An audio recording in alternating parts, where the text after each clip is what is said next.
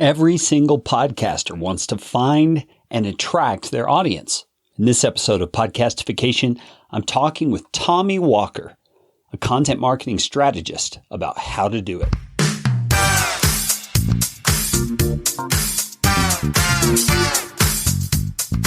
My name is Kerry Green, and I am the client happiness guy at podcastfasttrack.com, and this is Podcastification.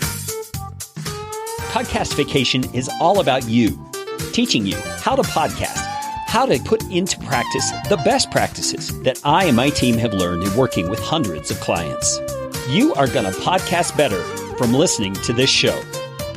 If you like what you hear on Podcastification, please just hit the pause button, swipe to the sharing function on your app, and share this episode with somebody you know will benefit.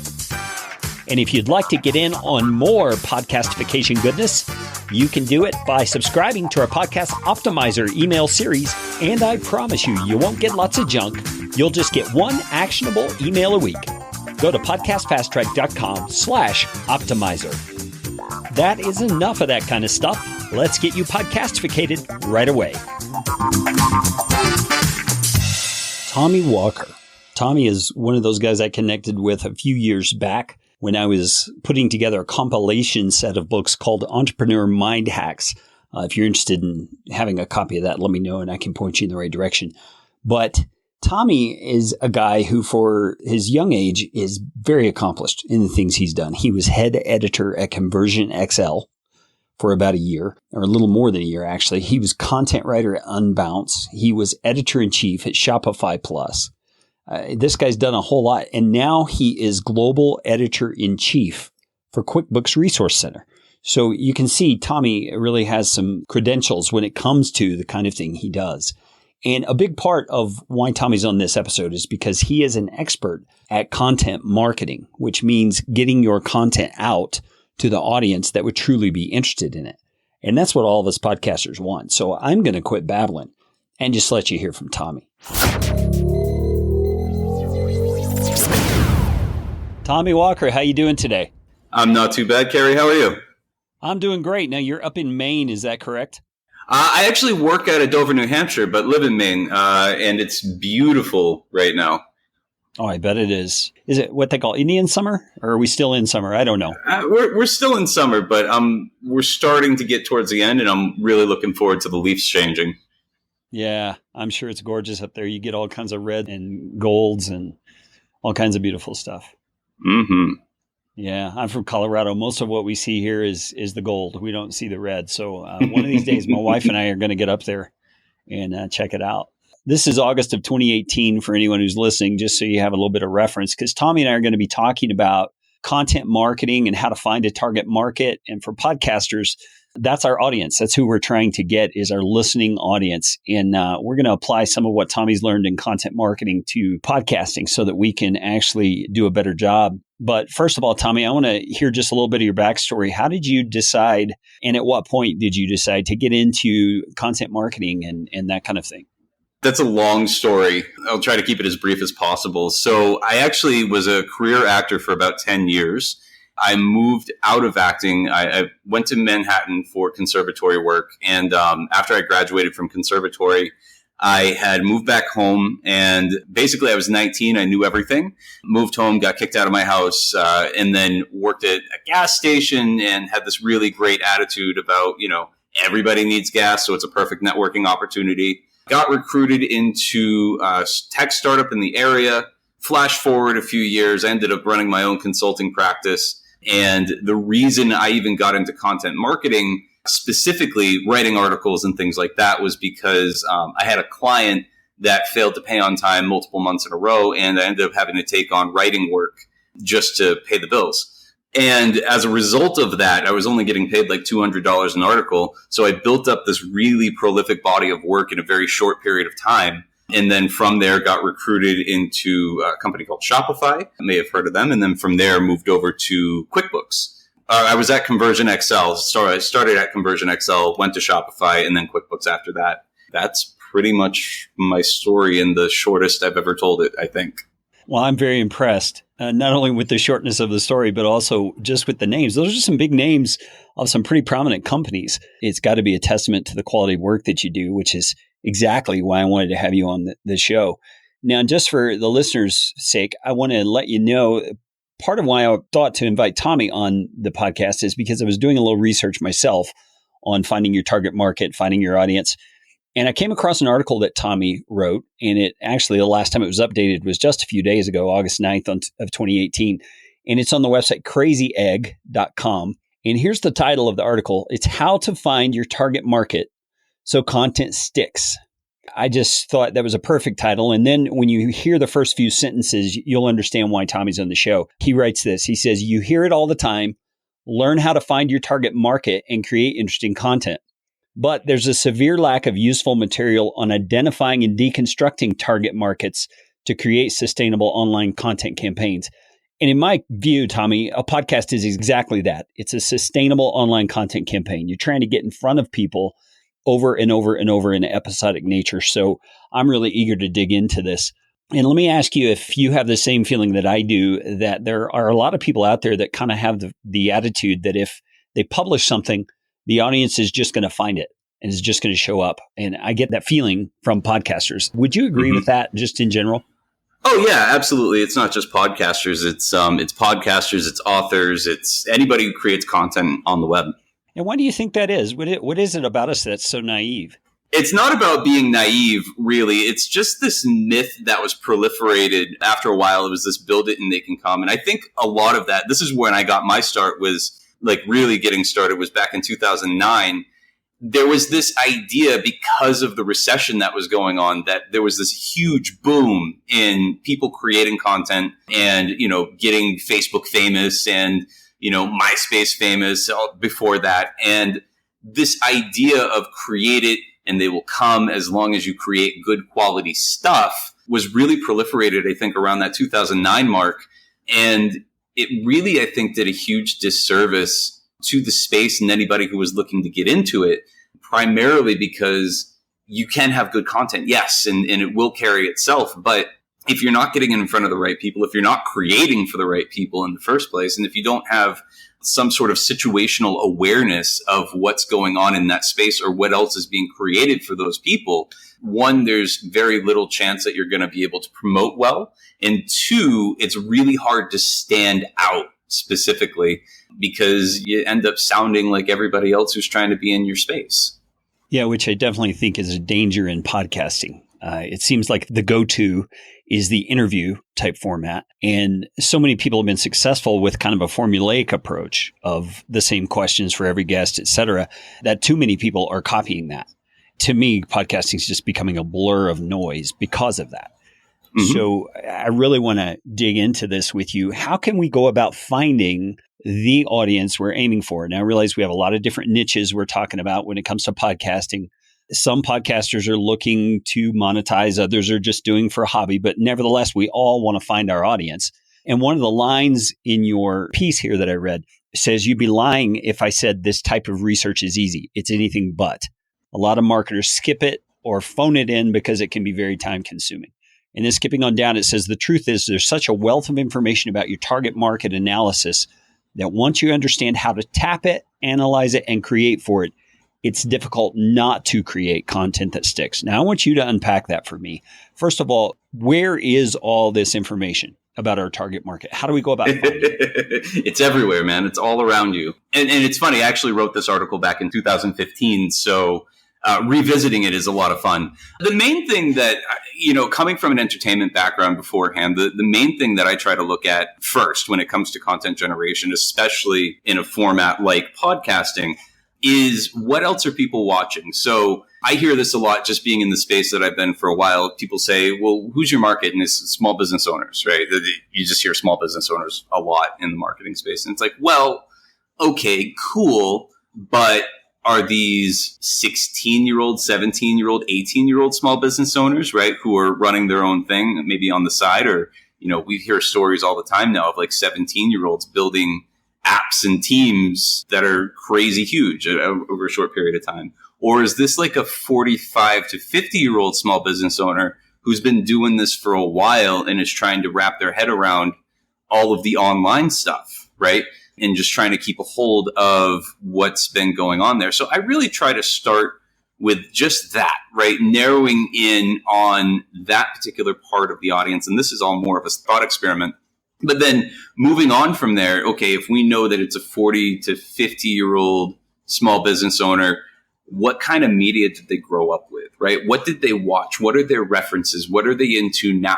And then you can start looking at things like Nielsen data, for example, and find out what shows are hot. You can start looking at different podcasts that are targeting that particular group of people and start hearing what's going on around there. You can do things like look in Google Trends to find out, you type in a few of your major keywords in Google Trends and then find the sort of geographies where people are situated at.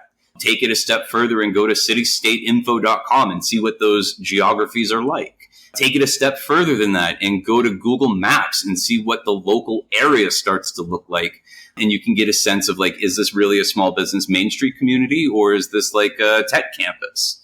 And really with all of that, this is sort of the work that goes into building the content itself. And then once you have that information, if you're doing things like advertising, right, which I understand is people are on tight budgets usually, but it gives you an idea of where you can start placing those ads, right? Or you can go to Facebook that might have some local groups that are around those same subjects. Say you're really into vintage cars and you have this vintage car podcast. Well, what are the areas in the country, right? Like we've got a vintage and sports car club that's, in the next town over, right? How can we start to integrate ourselves with those communities? And then from there, very subtly say, hey, I got a podcast on this stuff. Maybe you'd like to come on.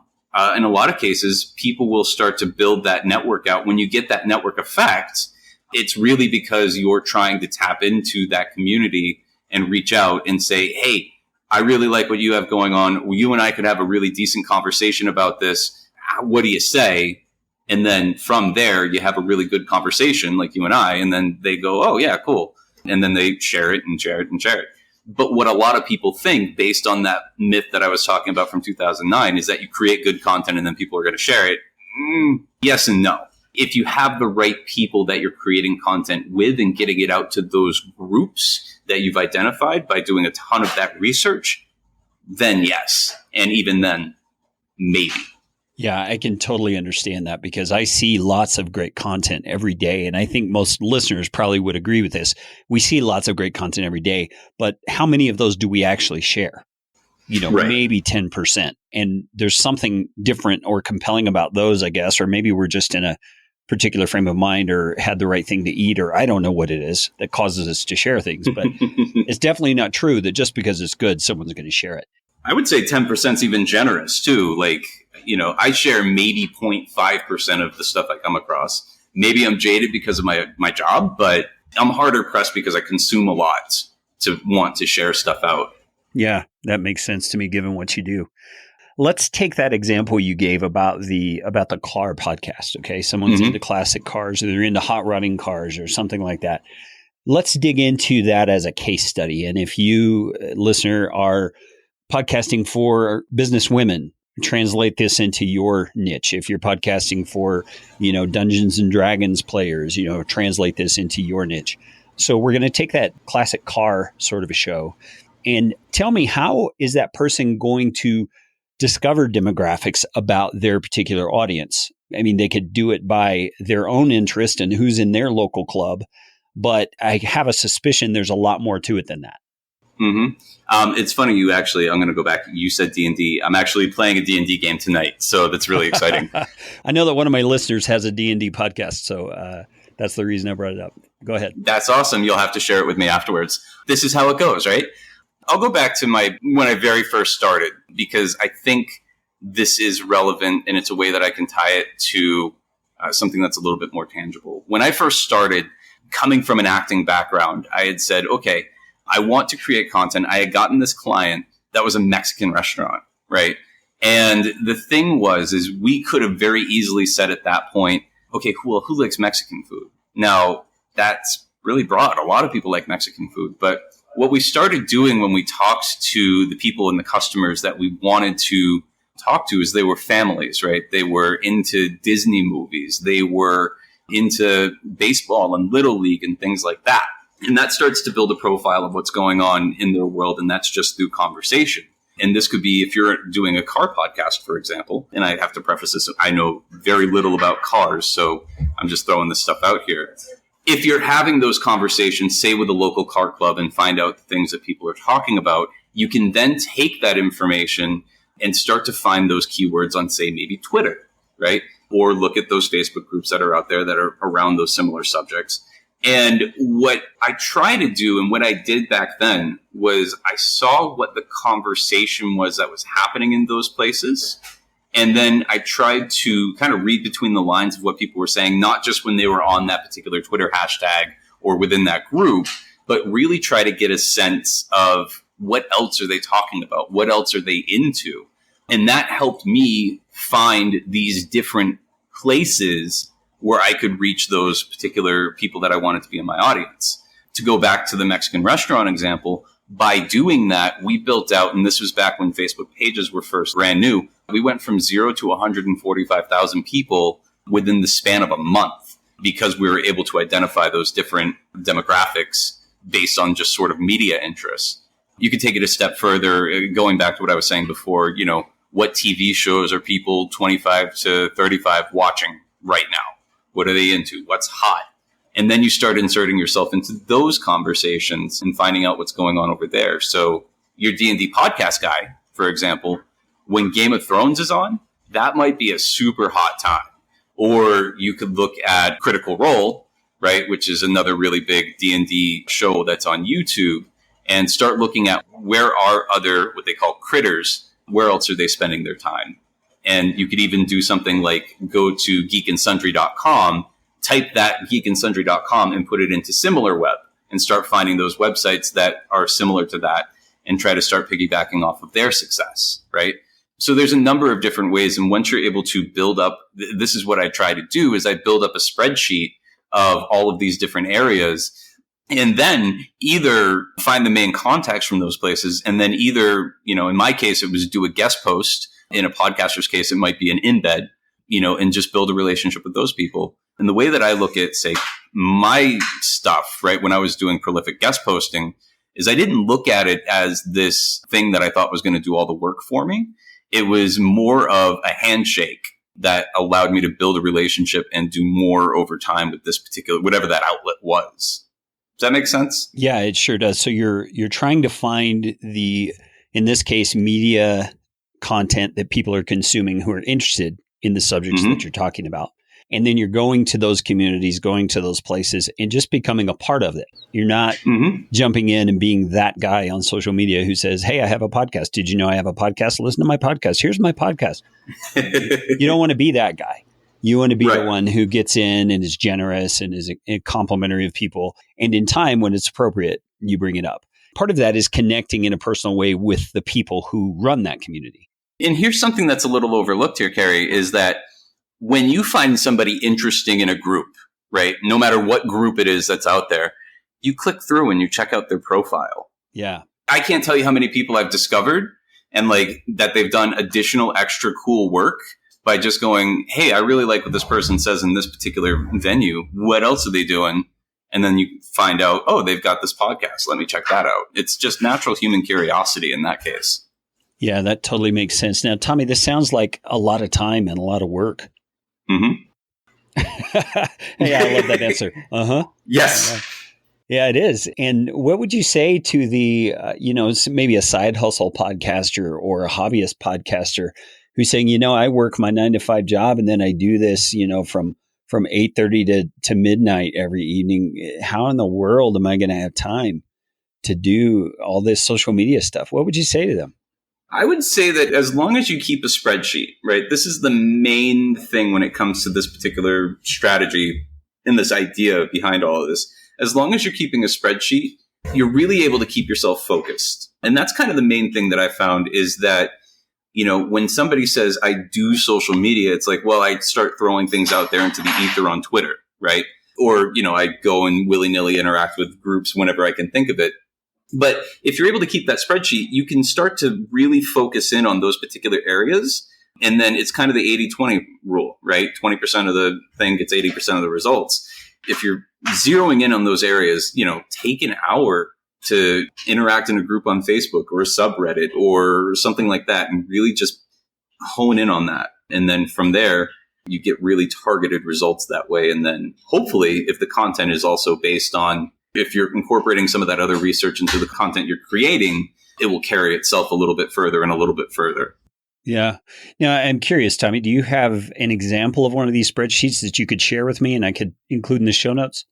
I've got something I can share with you. Okay, that'd be great. I think that'd be incredibly helpful to people just to kind of see the bones of it and see, exactly what sort of things am I tracking and how am I tracking it and that kind of thing. I think it'd be very helpful. We're going to go into our mid-roll break here for a second, but when we come back, I want to dig a little more deeply into this article. You covered it in kind of two parts. You said there was a part about how to find your target market using basic demographics, which is some of what we've been talking about. And then the second part, you began talking about setting up a targeting profile and psychographics. Boy, that sounds fun. So we're going to get into all that when we return from this break.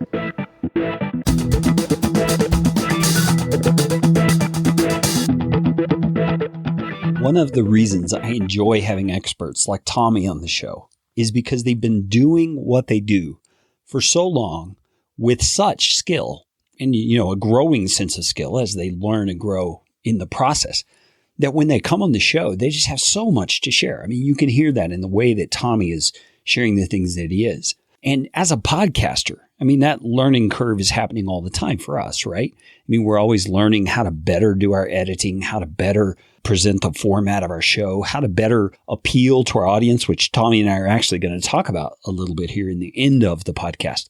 But how do you actually learn those things in a way that's beneficial? I mean, you can try to make assessments on your own, which goes a little ways because you obviously see things you can improve on and feel good about things and don't feel good about other things.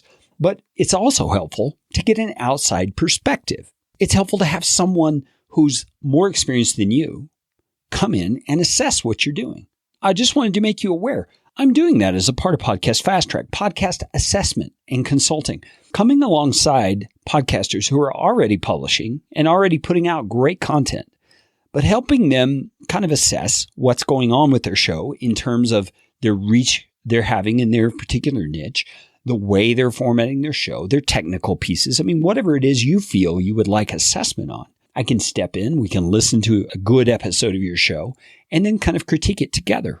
And I can give you suggestions, advice, things that you could do to ramp up what you're already doing well. It's podcast assessment. You can just reach out to me if you want to talk about it. Carey, Carey, at podcastfasttrack.com and mention this episode with Tommy, and I'll give you 15% off my normal pricing.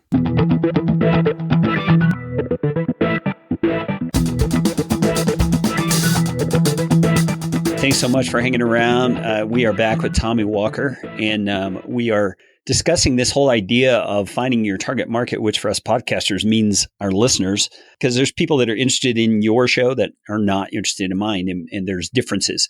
The first thing we've kind of been talking about is demographics and who are these people and what are they like. And we've talked so far mainly about using their media selections and media preferences to become part of communities that they are a part of. And we can begin those kinds of connections with people, not only the average person, but the person who also is an influencer in that realm.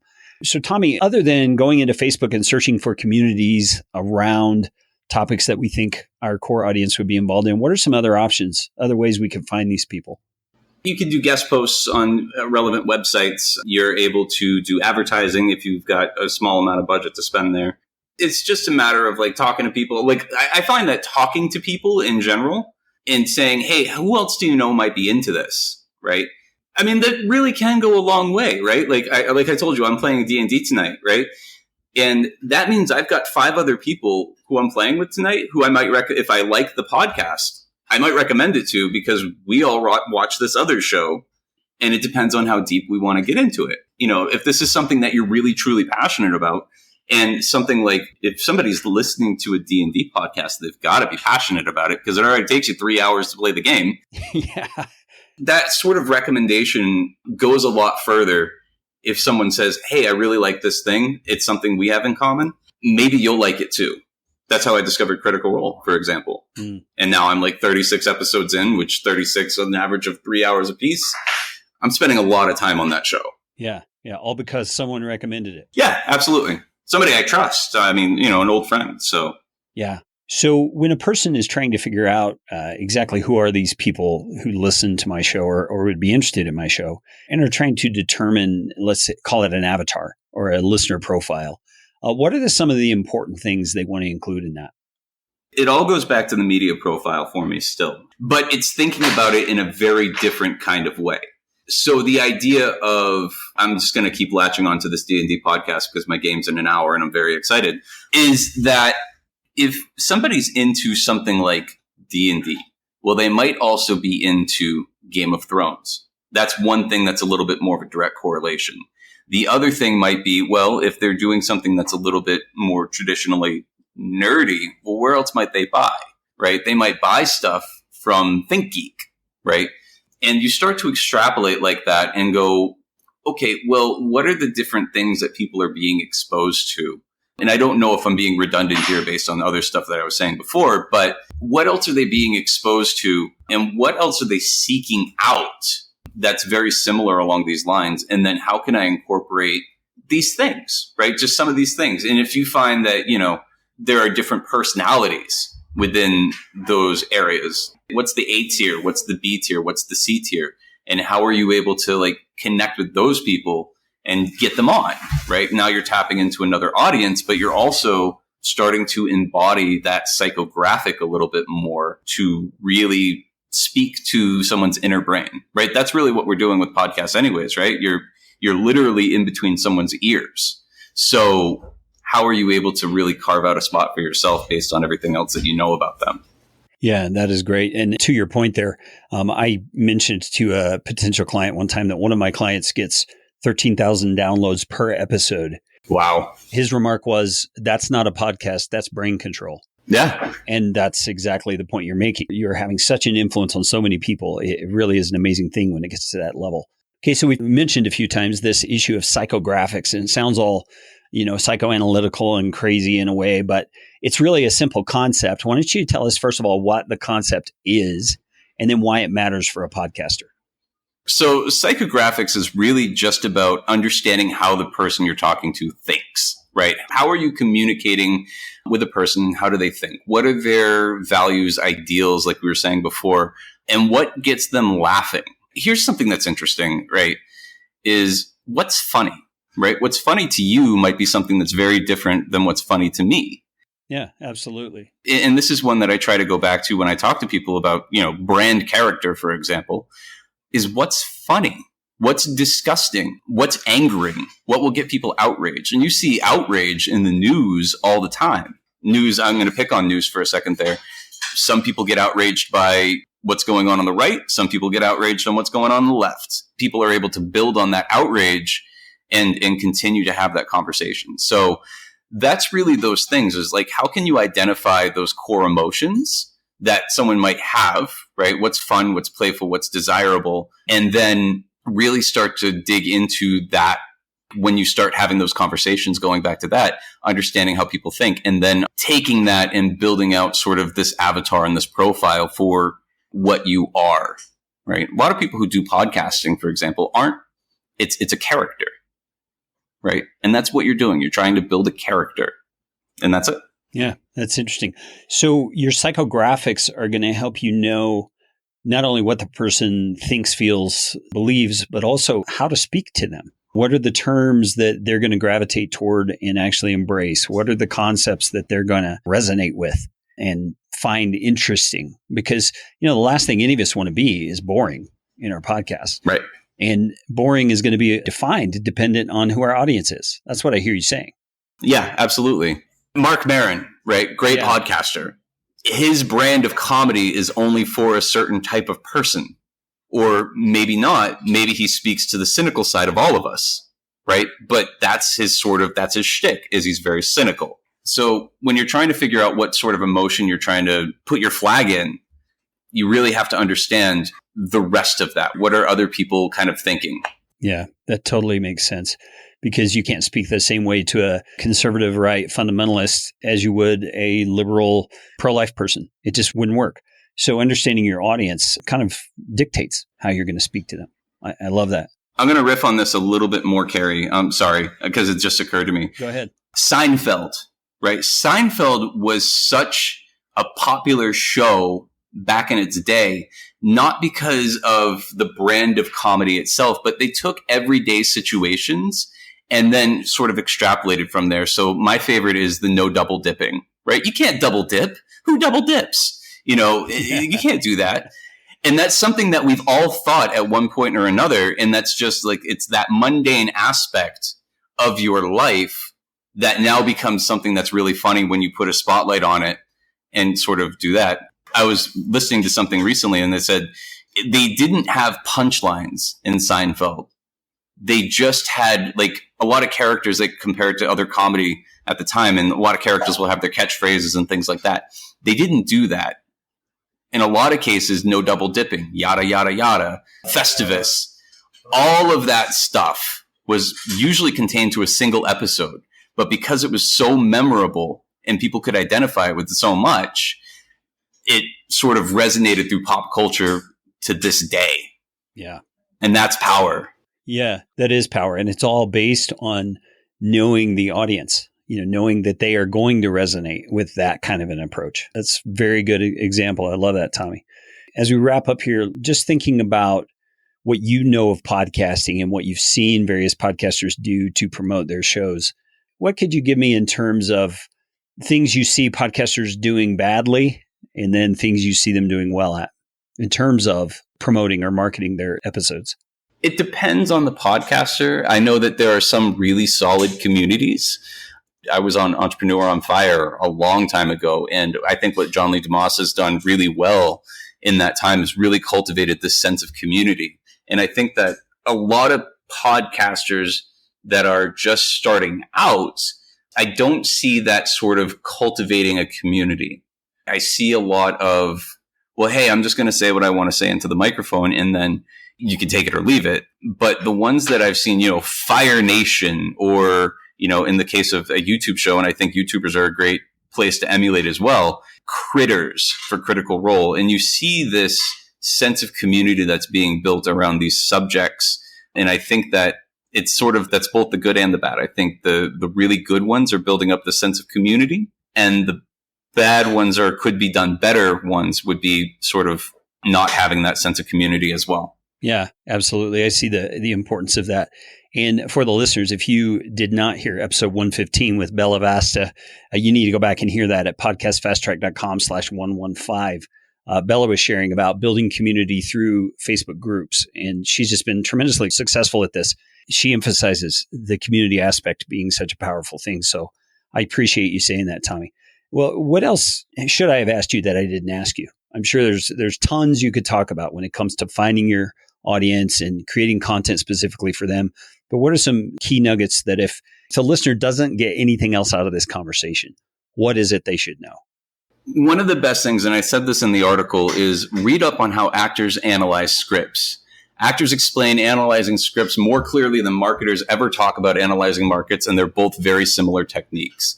Getting into script analysis, and this is one of the things that I've always found fascinating, is there's a subtext. There's always a subtext. And, one of the things that I've kind of come across multiple times, and when I've been doing my writing research and my acting research, is people never say what they're saying, right? If you say what you're saying, then you're dead. There's always a reason why somebody says that. There's always a subtext. There's always an internal dialogue that's happening. And if you really get into that script analysis aspect, you can do, and I've had to do this multiple times in my acting career, is you actually write a second script that's happening behind the lines and find out how these characters are interacting with each other. And that's the exact same thing that people in target markets are doing. The other thing I want to sort of talk about when it comes to the sharing aspect of this is that when somebody shares your stuff, it's not because they think you're great. They're sharing it because it's an extension of themselves. I buy certain clothes because it is an extension of myself. I'll listen to music that I really like, but I'll share different types of music with people because it's very personal to me. And a lot of the stuff that we share is social capital more than anything else. So that's the kind of thing I want to keep in mind. Wait, what do you mean by social capital? Define that for me. For example, I might share something on Reddit to make me look funny. I might share an article within my Slack group to make me look smart, with my coworkers to make me look a little bit smarter. I might share some information about cars with my best friend because I want him to think that I know something I don't really know. There's this idea that by putting stuff out there to the world, everything you share is some sort of representation of yourself. And that not just applies to podcasting and online and social media and all of that stuff. It also applies to real life. Somebody who shares a lot about themselves with you, you might consider, either they're oversharing or you might consider yourself really close with that person.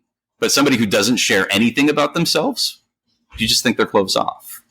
I like that concept. Now tell me, how does knowing that the people who share your content are actually doing so because it says something about them, how does that knowledge help us in deciding what it is we're going to share or maybe how we're going to share it? That's a great question. It comes back down to packaging. I have a tendency to ramble a lot, and I told you that before we started recording, and I think that's been made very apparent here.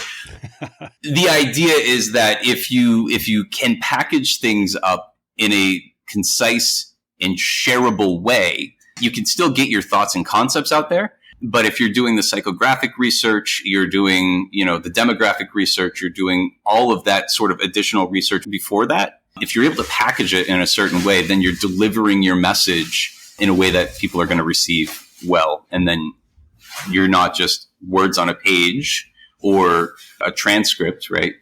You're getting off of the page and into someone's head. And I think that's really what that comes down to. Sure, which is really what all of us are trying to do with our podcasts. We're trying to influence people in a positive direction in whatever genre or niche it is that we're speaking about. Well, Tommy, if some of the listeners want to reach out to you and find out more about what you're doing and some of the things that you've created in the past, what's the best way for them to do that? My Twitter profile is Tommy is my name. And I will say this, I am actually the antithesis of what I just said. Most of my stuff is auto tweets at this point. I don't share a lot about myself or my work anymore. Yeah, I know there was a day when you were doing that a lot more when you were consulting and that sort of thing. But now tell us a little bit about your role with QuickBooks now. What is it that you've taken on there? It's actually changed and evolved very recently, but I am the global editor-in-chief of the QuickBooks Resource Center. We do a lot of small business type advice. And what the global position is I'm part of a team that is talking about the global direction of our content that goes out on the Resource Center, which is amazing because my team has just gone from speaking to US only to now going out to Canada, England, Australia, and we're distributing this stuff across the world, which is mind-blowing and incredible. Yeah, that is incredible. Well, congratulations on the new role there. Thank you. I certainly appreciate your time today, Tommy. Hello. Wow. Tommy, you can tell he's just got so much bubbling in his brain. It's hard to even get it out at times, but man, he really knows his stuff. A couple of takeaways that I understood there that I wanted to just highlight is, first of all, that whole thing about using media and media habits of those who are listening to your show to kind of track them down in other places or track down people who are like them in other places so that you can engage in the conversations they're already having. It takes kind of some brain work on your own part of figuring out what do people who are interested in my topic also show interest in, and then going to those places, whether it's physical locations or Facebook groups or things like that, and getting involved in the conversation and listening to what people are talking about. And then a point as a part of that he brought out was when you notice someone in that community who is engaging, who seems to be an influencer, who seems to be someone who knows what they're talking about related to the subjects that you deal with, click on their profile, ask them questions, find out more about them, because you never know when you connect with those people exactly what's going to come of that. And it's the word of mouth suggestions and recommendations that really go far. Tommy made a great point of that. And then that whole thing about psychographics, it's a weird word, but psychographics, it basically just means understanding the psyche of the people who listen to your show. Do they tend to be uptight people? Do they tend to be conservative? Do they tend to be liberal? And learning how to use that information to speak to them effectively. It's one of those things I learned in public speaking years ago. You really need to know your audience so that you can speak directly to them much more effectively. You're going to speak differently to a 40-year-old married man than you would to a junior high boy. Of course, there's similarities, especially our wives might say we married men are still like junior high boys, but you get my point. You're going to speak differently. So I would love to hear your take on this whole conversation with Tommy. And the best place for you to connect with me would be to join the Podcastification Facebook group. Now, it's not called the Podcastification Facebook group. It's called Podcasting Best Practices from podcastfasttrack.com. We're going to be chatting about all the things that go into a great podcast. But I would love to hear your take on this particular episode. You can ask to join the group by going to podcastfasttrack.com/Facebook group. Well, that's all the time we have for today. You know what time it is. It's time for you to go out and make it a podcastificating day. This show is brought to you by Podcast Fast Track, where my team provides professional podcasting services without the time suck.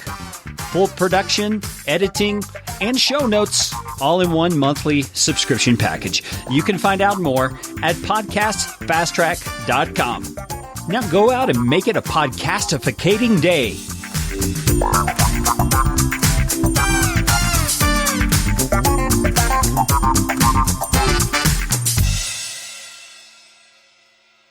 Audio editing and show notes by podcastfasttrack.com. Get 15% off your first month by mentioning this show.